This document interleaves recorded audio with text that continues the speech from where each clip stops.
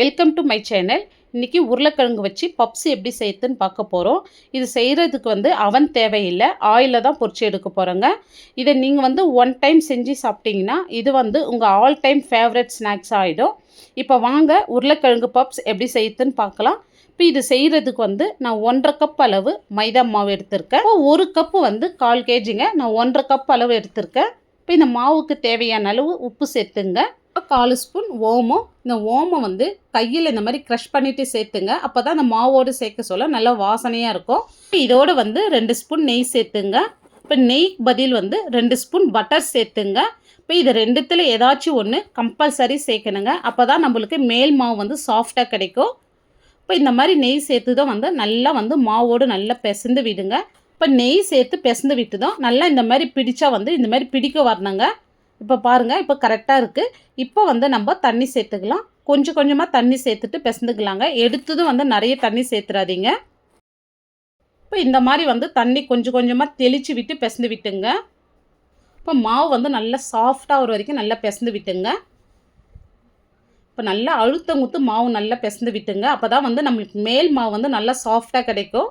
இப்போ மேலே மாவு காயாது இருக்கிறதுக்கு கொஞ்சமாக ஆயில் சேர்த்து நல்லா பிசைந்து விட்டுங்க. இப்போ பாருங்கள், மாவு எவ்வளோ சாஃப்டாக பிசைந்துருக்குறோம். இப்போ இந்த அளவுக்கு சாஃப்டாக ஒரு வரைக்கும் நல்லா பிசைந்து விட்டுங்க. இப்போ ஒரு கிளாத் வச்சு க்ளோஸ் பண்ணிங்க. இப்போ இது 10லேருந்து 15 நிமிஷம் இது ஒரு சைடு இருக்கட்டும். இப்போ ஒரு பவுலில் 2 டேபிள் ஸ்பூன் மைதா சேர்த்துங்க. 3 டேபிள் ஸ்பூன் குக்கிங் ஆயில் சேர்த்துட்டு நல்லா மிக்ஸ் பண்ணி விடுங்க. கட்டி இல்லாத நல்லா மிக்ஸ் பண்ணி விட்டுங்க. இப்போ கட்டி இல்லாத மிக்ஸ் பண்ணிவிட்டு பாருங்கள், லிக்விடாக இந்த அளவுக்கு இருக்கணும். இப்போ உங்களுக்கு கட்டியாக இருந்துச்சுன்னா இன்னும் கொஞ்சம் ஆயில் சேர்த்து கூட இந்த அளவுக்கு நல்லா மிக்ஸ் பண்ணி வச்சுங்க. இது ஒரு சைடு இருக்கட்டும். இப்போ இன்னொரு பவுலில் 2 டேபிள் ஸ்பூன் மைதா, கொஞ்சமாக தண்ணி சேர்த்துட்டு இதையும் கட்டி இல்லாத மிக்ஸ் பண்ணிங்க. இப்போ பாருங்கள், கன்சிஸ்டன்சி இது இந்த அளவுக்கு திக்காக இருக்கணும். இப்போ பார்த்தீங்கன்னா 2 பேஸ்ட்டுமே நம்ம ரெடி பண்ணியிருக்கோம். இப்போ 2 இது ஒரு சைடு இருக்கட்டும். இப்போ ஸ்மால் சைஸில் 5 உருளைக்கிழங்கு, 50 கிராம் பச்சை பட்டாணி ஒரு குக்கரில் சேர்த்து 6 விசில் விட்டு எடுத்து வச்சுருக்கேங்க. உருளைக்கிழங்கு 2ஆக கட் பண்ணிவிட்டு வேக வச்சு தோல் நீக்கிட்டு எடுத்து வச்சுருக்கேன். இப்போ இதை கட்டி இல்லாத பிசைந்து விட்டுங்க. இப்போ பச்சை பட்டாணி ஒரு மிக்சி ஜாரில் சேர்த்து பல்ஸ் முள்ள அரைச்சி எடுத்துங்க. கொரகொரப்பாக இருக்கணும், ரொம்ப நைஸாக இருக்கக்கூடாது. இந்த அளவுக்கு 1க்கு 2ஆக இருக்கணுங்க பச்சை பட்டாணி. அப்போ தான் உள்ள ஸ்டஃபிங் டேஸ்ட்டாக இருக்கும் நம்மளுக்கு. இப்போ உங்களுக்கு பார்த்தாவே தெரியும் நான் எந்த அளவுக்கு அரைச்சிருக்கிறேன்னு சொல்லிட்டு. இப்போ இது ஒரு சைடு இருக்கட்டும். இப்போ ஒரு பேன் வச்சுட்டு ஆயில் சேர்த்துடலாம். ஆயில் சூடே இருந்தோம்.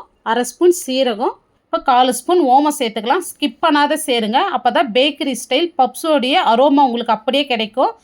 இப்போ காரத்துக்கு 3 பச்சை மிளகாய், இப்போ ஸ்மால் சைஸில் 2 வெங்காயம் கட் பண்ணிவிட்டு இதோடு சேர்த்து நல்லா வதக்கி விடுங்க. இப்போ வெங்காயம் முழுமையாக வதங்கணுன்றது கிடையாதுங்க. கண்ணாடி பதத்துக்கு வதங்கி வந்தால் போதும்.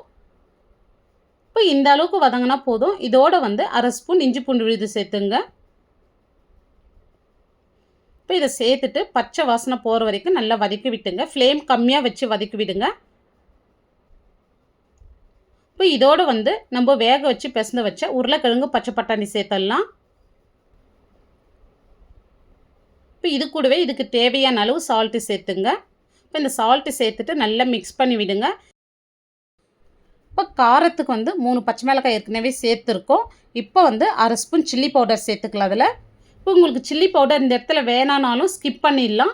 இப்போ 4 ஸ்பூன் மஞ்சள் தூள், 1/2 ஸ்பூன் சீரகத்தூள், இப்போ 1/2 ஸ்பூன் நான் சாட் மசாலா சேர்க்குறேன். நீங்கள் இதுக்கு பதில் ஒரு சின்ன லெமனில் பாதி லெமன் கூட பிழிஞ்சு விட்டுங்க. இப்போ கொஞ்சமாக பெருங்காயம் சேர்த்துட்டு நல்லா மிக்ஸ் பண்ணி விடுங்க. ஃப்ளேம் மீடியமாகவே இருக்கட்டுங்க. ஃப்ளேம் அதிகம் வச்சிடாதீங்க. இப்போ பாருங்கள், நம்மளுக்கு உருளைக்கிழங்கு ஸ்டஃபிங் சூப்பராக ரெடி பண்ணிட்டோம். இப்போ இதோட பொடியாக நறுக்குன கொத்தமல்லி சேர்த்து நல்லா மிக்ஸ் பண்ணி விட்டுங்க. இப்போ ஸ்டவ் ஆஃப் பண்ணிவிடுங்க.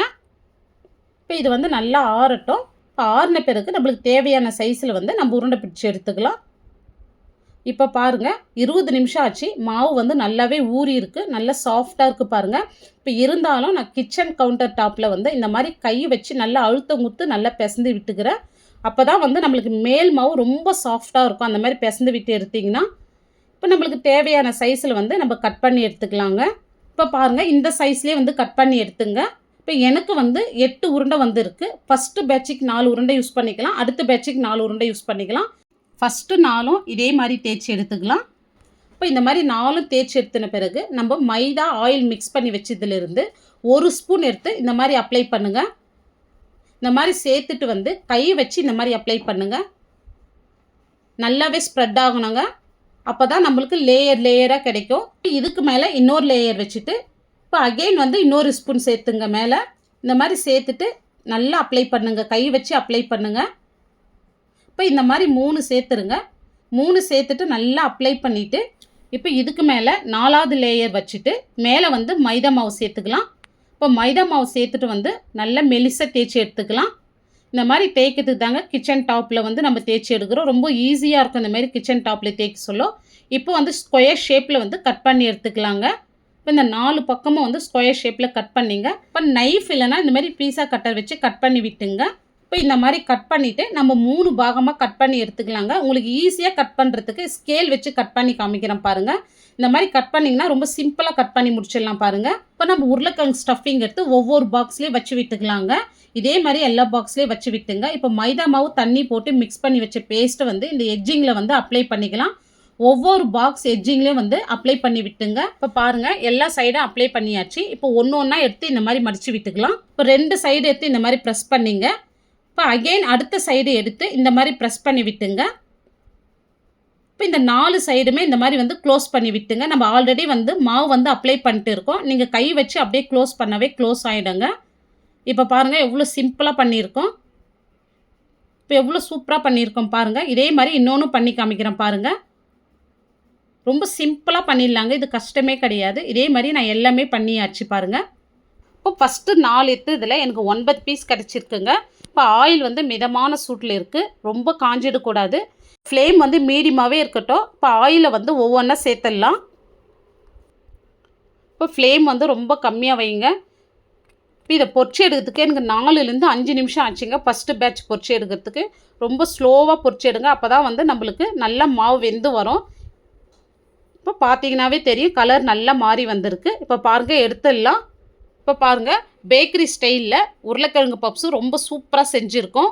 மேலே வந்து ரொம்ப சாஃப்டாக இருக்குது. மசாலா வந்து உள்ளே வந்து ரொம்ப டேஸ்ட்டாக இருக்குங்க. பச்சை பட்டாணி உருளைக்கிழங்கு வச்சு செஞ்சதுனால இப்போ இதை வந்து ஒரு முறை செஞ்சிங்கன்னா இனி வந்து நீங்கள் அடிக்கடி செய்வீங்க. ஏன்னா ரொம்ப சிம்பிளான பொருள் வச்சு பேக்கரி ஸ்டைலில் வந்து உருளைக்கிழங்கு பப்ஸு செஞ்சுருக்கோம். நீங்களும் இதே மாதிரி செஞ்சு பாருங்கள். செஞ்சு பார்த்துட்டு எப்படி வந்ததுன்னு உங்களுடைய ஃபீட்பேக்கை கமெண்ட்ஸில் ஷேர் பண்ணுங்கள். இந்த வீடியோ பிடிச்சிருந்தால் லைக் பண்ணுங்கள், ஷேர் பண்ணுங்கள். நம்ம சேனலை சப்ஸ்கிரைப் பண்ணாத பார்த்துட்டு இருந்தீங்கன்னா சப்ஸ்கிரைப் பண்ணிவிட்டு பெல் பட்டனை கிளிக் பண்ணிங்க. அப்படியே ஆளுன்ற ஆப்ஷனையும் கிளிக் பண்ணுங்கள். அப்போ தான் நான் போடுற வீடியோ உங்களுக்கு நோட்டிஃபிகேஷனாக வரும்.